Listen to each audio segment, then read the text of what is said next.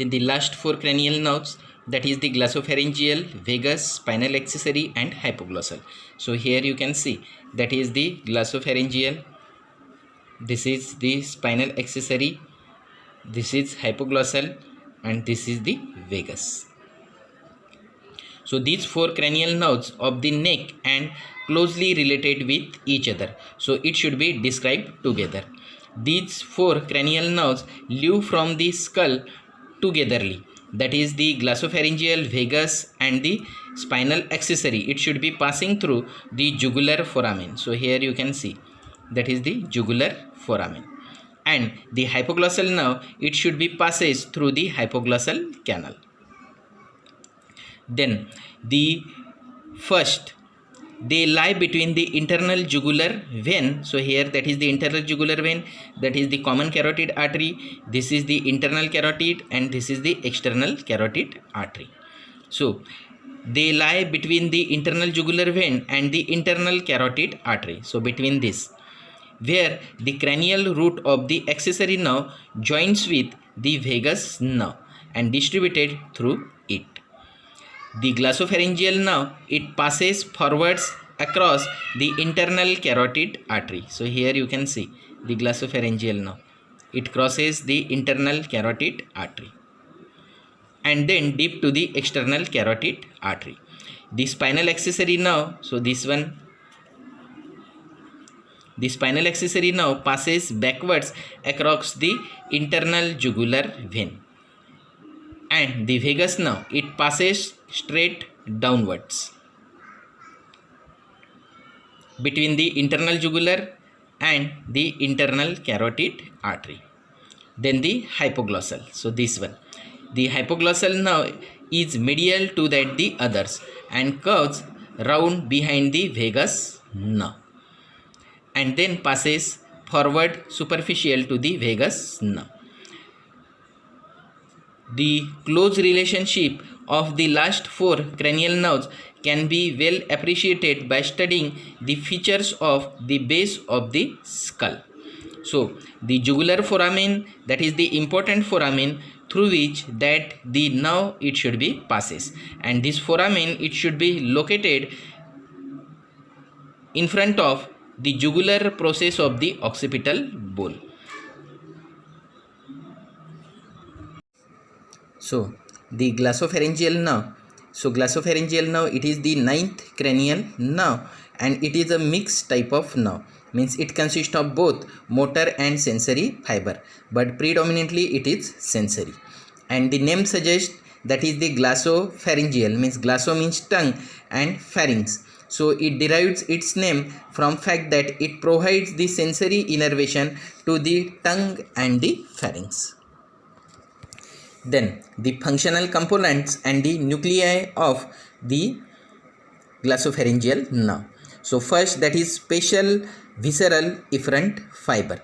So they supply the stylopharyngeus muscle and arises from the nucleus of amblygus. So here it is arises from nucleus and amblygus and it supply visceral to that the stylopharyngeus muscle. So here, then general visceral efferent fiber, they supply the secretomotor fiber to that the parotid gland. So this one, and this is supplied to the parotid gland. Then the third one, that is the special visceral afferent fiber. So special visceral afferent fiber, so they carry the taste sensation from posterior 1/3 of the tongue. So this one, taste sensation, that is posterior 1/3 of the tongue, and terminate in the nucleus of tractus solitarius. Then general visceral afferent fibers. So general visceral afferent fiber, this one. So they carry general sensation of touch, temperature, pain and pressure of the mucous membrane of pharynx, tonsil, soft palate and posterior 1/3 of the tongue. So this one, and they carry impulses to the dorsal nucleus of the vagus nerve. And last one, general somatic afferent fiber. So this one. So they carry proprioceptive sensation from stylopharyngeus and the skin of the auricle and terminate in the nucleus of the spinal tract of the fifth cranial nerve. So here spinal nucleus of the trigeminal nerve of the fifth cranial nerve. Then let's see the course and the relations of the glossopharyngeal nerve. Then so this one here you can see that is the glossopharyngeal nerve and these are its branches. So the glossopharyngeal nerve, it is arises from the upper part of the lateral aspect of the medulla between the oleo and the inferior cerebellar peduncle. It is starts from 3 or 4 rootlets. So here you can see that is originate from 3 or 4 rootlets. The rootlets unite to form a single trunk. So this one, which runs forwards and laterally to leave the cranial cavity through the jugular foramen. And before coming out from the jugular foramen, it should be forming that the two ganglion, that is the superior ganglion and the inferior ganglion. So the superior ganglion, it is the smaller ganglion which lies within the jugular foramen and it is considered the detached part of the inferior ganglion. Then the larger inferior ganglion, this one, it lies just below to the jugular foramen and contains the cell bodies of most of sensory fibers of the nerve. Then the nerve goes downwards and then it cuts fiber along with the lateral aspect of the stylopharyngeus muscle. So here you can see stylopharyngeus muscle where it is supply, and then it goes downwards and gives the terminal branches here which supply to the mucous membrane of posterior 1/3 of the tongue, pharynx and the tonsil. Tongue, tonsil and the pharynx, this one. Then let's see that is the branches of the glossopharyngeal nerve. The branches of the glossopharyngeal nerve. So first, that is the tympanic branch or the tympanic nerve. So it is the branch of inferior ganglion. So here you can see that is the inferior ganglion. So it is the branch of inferior ganglion and it enters to the middle ear through the tympanic canaliculi and takes part to formation of the tympanic plexus, which supply to the middle ear, the auditory tube, mastoid antrum and the mastoid ear cell. So here you can see this one. Then let second nerve, that is the carotid branch. So here one, this one. So that is the carotid branch.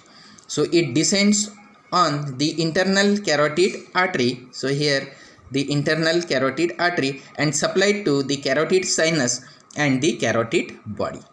This one. Next to it, that is the pharyngeal branches. So this one. So it take parts in the formation of pharyngeal plexus and supply to the mucous membrane of the pharynx. Then next to it, that is the muscular branches. So this one. So the muscular branches supply to the stylopharyngeus muscle. So this one. Stylopharyngeus muscle. Then the tonsillar branch, this one, it is supply to the tonsil and the joint the lesser palatine nerve to forming the plexus. Then the next is the lingual branch. So this one, which carry the taste and the general sensation from the posterior 1/3 of the tongue, including the circumvallate papillae. After then, the clinical application related with that the glossopharyngeal nerve. So here that is the glossopharyngeal nerve. So this one. The last four cranial nerves are present: glossopharyngeal, vagus, spinal accessory and the hypoglossal. So first clinical point related with that the glossopharyngeal nerve, that is the lesion of the glossopharyngeal nerve. So the lesion of the glossopharyngeal nerve, it is rare in the isolations since they are often associated with the vagus nerve, and if that is the lesion is occurs, the symptoms are seen, that is the loss of taste and the general sensation over the posterior one third of the tongue, difficulty in the swallowing, and the loss of salivation from the parotid gland, and the unilateral loss of the gag reflex. So these are the symptoms that should be seen in the lesion of the glossopharyngeal nerve. Then the second clinical point, that is the glossopharyngeal neuralgia. So here that is the glossopharyngeal nerve and its branches are present. So the glossopharyngeal neuralgia, it is rare but it may be occur, and it is characterized by the paroxysmal attack of the interictable pain in the area of throat, tongue, ear, and participated by the swallowing. Then the next clinical point, that is the clinical testing of the glossopharyngeal nerve. So how that should be tested? The glossopharyngeal nerve can be tested clinically by the two steps. First, that is the eliciting the mouth gag reflexes. That means when the tickling of the posterior wall of the pharynx, soft palate, and the tonsillar fossa, there is the reflex contraction of the pharyngeal muscles causing the gagging and the retching. Then the second is, that is the testing of the taste sensation in the posterior one third of the tongue. So with that is the two test, there is the clinical testing of the glossopharyngeal nerve that should be occurs.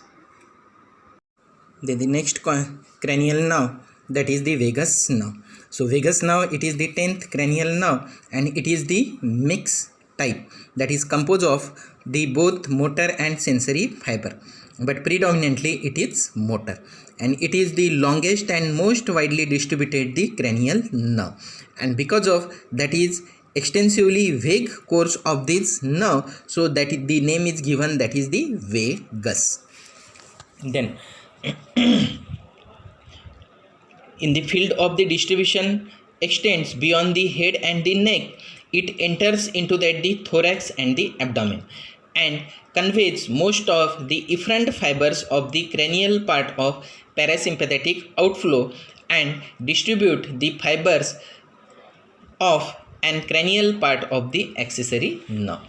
So let's see the functional component and the nuclei of the vagus nerve. So first, that is the spatial visceral efferent fiber. So it supplies the muscles of palate, pharynx, larynx, and they arises from the nucleus of ambiguous. So here from the nucleus of ambiguous, that is it supply to the palate, pharynx, larynx, this one. Then general visceral efferent fiber. So they arises from the dorsal nucleus of the vagus. So from this region it arises and provide the parasympathetic innervation to the heart bronchial tree. So here you can see, that is the heart bronchial tree, the respiratory tract, and the GIT of most of the part of the GIT. Then the third one, that is the spatial visceral efferent fibers, means that is the sensory fiber. So they carry the taste sensation from the posterior most part of the tongue and the epiglottis and terminate in the nucleus of the tractus solitarius. So here green color pathway, the sensory impulses supply to the tractus solitarius. Then general visceral afferent fibers, this one. So they carry the general visceral afferent fiber. So they carry general sensation from the mucous membrane of the pharynx, larynx, trachea, esophagus, thoracic, and the abdominal organ. with the nucleus of the tractus solitarius. So here you can see that is the green color fiber, and the sum from the dorsal nucleus of the vagus nerve. So this one. Then general somatic afferent fibers carry the general sensation from the skin of the auricle and terminate in the nucleus of the spinal tract of the trigeminal nerve. So there one, this one, yellow color. After then, let's see that is the course and the relations of the vagus nerve. So here in this diagram you can see that is the vagus nerve, this one. So the vagus nerve, it is arises from the lateral aspect of the medulla between the olive and the inferior cerebellar peduncle by about the 10 rootlets. These 10 rootlets unite to form the nerve trunk. So this one, that is the nerve trunk, and it leaves the cranial cavity by passing through the middle part of the jugular foramen, enclosing the closed sheath with the 11th cranial nerve. So here you can see that is the accessory nerve or the 11th cranial nerve, this one. So from this it should be comes with that the 11th cranial nerve. After then the superior and inferior, after then when it leaves from that is the jugular foramen, it should be forming that is the two ganglion, that is the superior ganglion and the inferior ganglion. So that is the smaller superior ganglion lies within the jugular foramen and the larger inferior ganglion lies just below to that the jugular foramen. Both ganglia that contain the cell bodies of the sensory fibers of the vagus nerve. Then the cranial root of the accessory or the, here you can see 11th cranial nerve. The cranial root of the accessory nerve unite with the vagus nerve just below to the inferior ganglion. So here you can see that is the accessory nerve root, it should be joined, and thus transfers all its fiber to the vagus nerve for the distribution.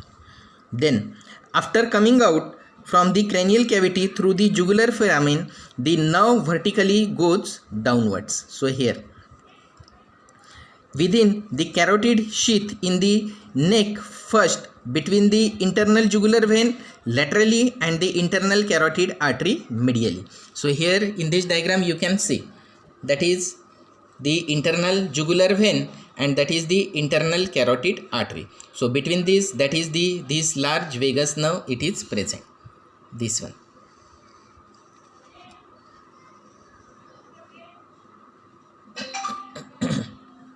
Then the root of the neck, the nerve enter into that the thorax. The right vagus nerve, it enters into that the thorax by crossing the right subclavian vein. So here you can see it crosses the right subclavian artery. Whereas the left vagus nerve enters into the thorax by passing between the left common carotid and the left subclavian arteries. After completion of that is the course, let's see that is the branches and the distribution of the vagus nerve. So the branches of the vagus nerve. So first branch, that is the meningeal branch. So this one. So it arises from the superior ganglion and enters into the cranial cavity through that the jugular foramen and supply to the dura mater of the posterior cranial fossa. Then the next is that is the auricular branch. So this one. So it also arises from the superior ganglion and enters into the mastoid canaliculi and supply to the skin on the back of the meatus and adjoining part of the auricle. Then the third one is that the pharyngeal branch. So here you can see this is the pharyngeal branch. So it arises from the inferior ganglion, passes forward and supply to the muscles of the pharynx. So here you can see, here it supply the muscles of pharynx and muscles of the soft palate. Then next to it, that is the branches of the carotid body. So here you can see this one, that is the carotid sinus and the carotid body. So it arises from the inferior ganglion and supply to the carotid sinus and the carotid body. Then next to it, that is the superior laryngeal nerve. So the superior laryngeal nerve, it arises from the inferior ganglion. So this one, and it passes downwards and forward deep to the internal carotid artery, and then it divided into the external laryngeal nerve and the internal laryngeal nerve. So this is the external laryngeal nerve, this one, and this is the internal laryngeal nerve. So the external laryngeal nerve, it supply to the constrictor and the pharyngeal plexus and the cricothyroid muscle, and the internal laryngeal nerve, it supply to the mucous membrane of the larynx up to the level of the vocal fold. Then the right recurrent laryngeal nerve, so this one, so it is arises from the vagus and in front of the subclavian artery. So here you can see, that is the subclavian artery. It winds backwards below to that the artery, and it is supplied to intrinsic muscles of the larynx, the cardiac branches to the deep cardiac plexus, and the branches of the trachea, esophagus and inferior constrictor muscle. Then the left recurrent laryngeal nerve, so that is the right recurrent, that should be passing from the right side of the neck, and this same the left recurrent laryngeal branch, that should be comes from the left side of the neck and enters into that the thorax, and the supply of the organs, that is the same like the right laryngeal recurrent laryngeal nerve.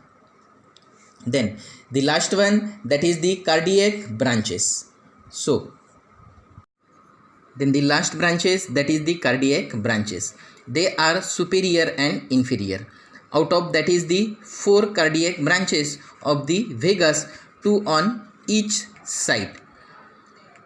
The left inferior branch goes to the superficial cardiac plexus, and the other 3 cardiac nerves go to the deep cardiac plexus. So in this way, that is the different branches coming out from the vagus nerve, and it supply vaguely to the different part of the body. So the name is given, that is the vagus nerve. So here in this diagram you can see, that is the different branches of the vagus nerve. So that should be enters into that the thorax and abdomen, and that is supplied to the heart, lung and the GIT organ. So this one. Then the clinical application related with the vagus nerve. So if the lesion of the vagus nerve bilaterally occurs, so it can show these symptoms, that is the nasal regurgitation of the swallowed liquid, second one nasal swang of voice, hoarseness of voice and flattening of the palatal arches. Then the cadaveric position of the vocal cords, dysphagia and the loss of cough reflexes. So these are the symptoms that should be occurs when the lesion of the vagus nerve that is happen. Then second clinical point, that is the clinical testing of the vagus nerve. So if the vagus nerve is paralyzed or it should be lesion, so it can be tested by asking the patient to open his mouth and say ah, and then comparing the palatal arches of the two sides. So if the vagus is intact, the soft palate that should be rises or it should be elevated on the upward side and the midline.